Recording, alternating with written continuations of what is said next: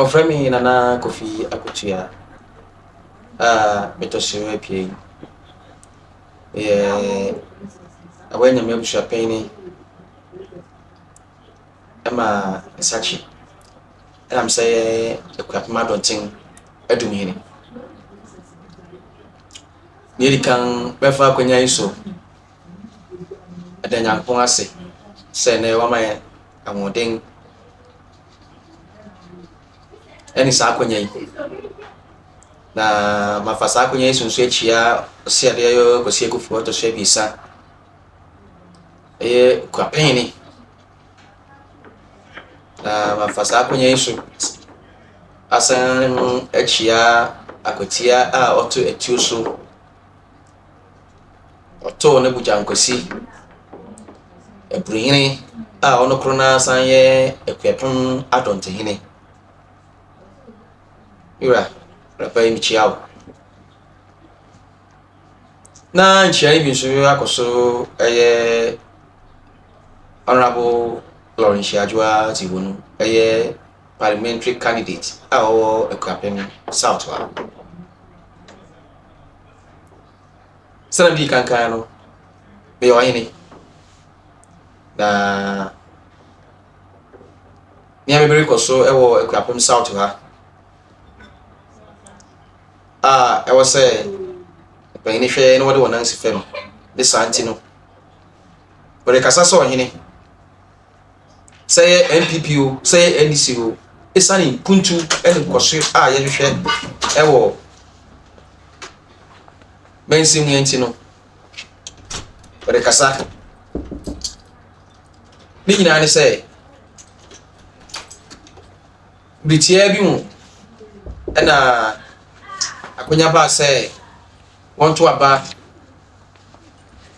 eyi ɔkandifo a obegyina NDC ɛne MPP party ebien no wɔnam wɔyɛ wɔn anamsifo ɛwɔ mpɛsua yi so na yamekyade yɛyɛ ɔman yi abato nsɛnsɛm na ewie no NDC ni a wɔfɛ no Honorable Adwalo Nishia ona Nyankopɔn tumi tons pagu no so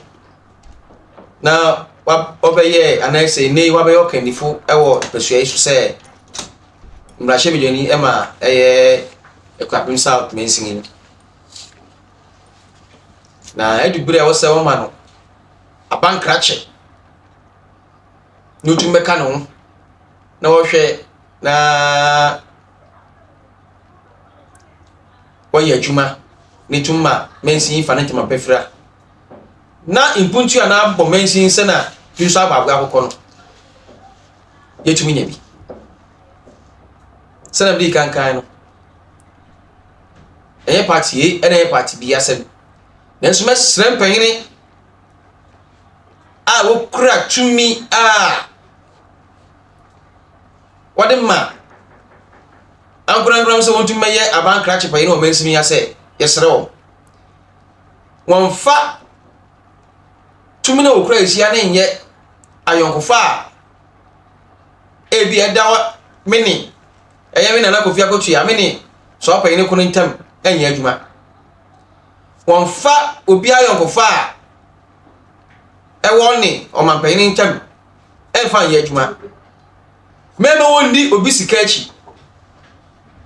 yɛsrɛ wɔn efisɛ soro ade yɛfo a wɔn mu ɛna edi tɔte bua nkan na baabi ade ne nano nso wɔmfa nto pɛ efitɔ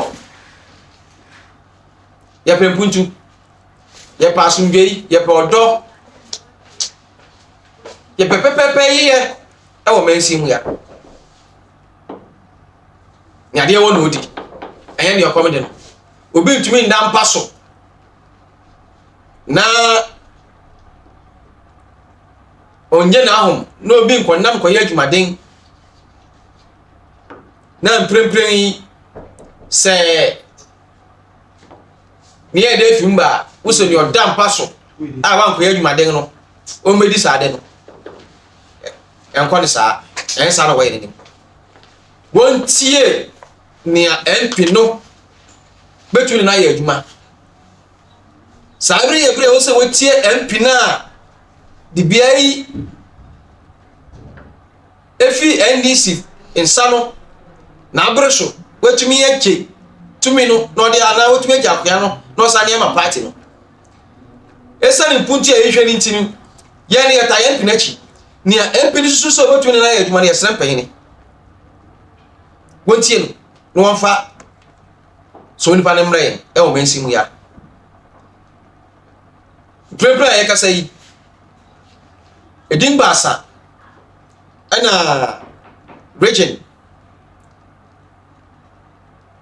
eyimayen out of 20 ya hwem one list awde ba abonten na nia otwato wo so ye osayo fe Paul elo krampo ne bai no osayo fe na ewi ekiri na mpenfu kasa wo na Paul no asan be kan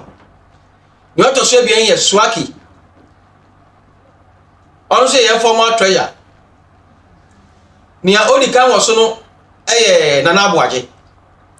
current secretary sanpa ba sai yesre impanyine national sanam di kankan no won mo pepepe yen adwuma na won tie MP no asem ensin obi a yesre won yen pepepe o mensin ya na yakasa yi ni ba bia yafiba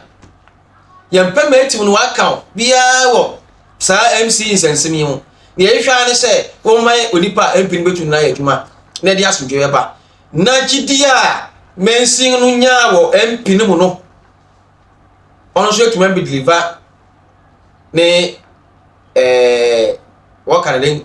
o etuma be yan puntu a o hye bo so be ye ne bo hye no ana ne bo hye o be hye no wetumi abedi su adwuma yesre eda wase